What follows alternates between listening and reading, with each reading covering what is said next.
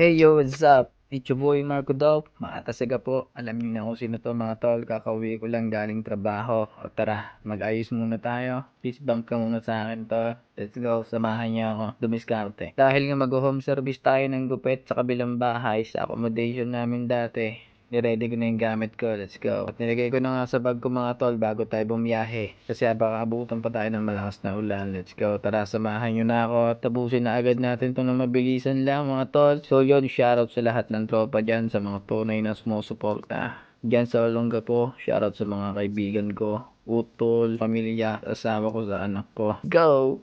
At ayun nga, tara, samahan nyo muna ako magsuot ng bulletproof natin. Syempre dahil malamig na. Yan, mag-lip balm muna tayo. Maglagay muna tayo ng mga pandong para makaiwas sa lamig. Let's go. At nakarating na nga ako tol, ano pa may hinihintay? Tara, umpisahan na. Dati-dati, nangangarap lang ako. Aking ginalawan upang magkatotoo ang aking mga pangarap na pinanghahawakan ko. Sa ngayon abot kamay, dala-dala ang payo nyo. Sa kalsada to nang galing ang batang tinatawag nyo na dating uhugin. Kaya aking ginalawan, kinabisa ang dapat kong gawin. Nagpatuloy maglakbay upang aking marating. Dapat nating galingan at simplihan mo lang. Tayo ay uusad kahit na.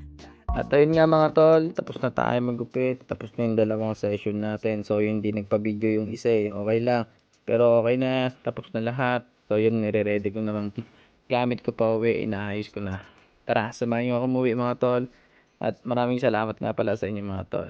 Let's go. See you in the next video.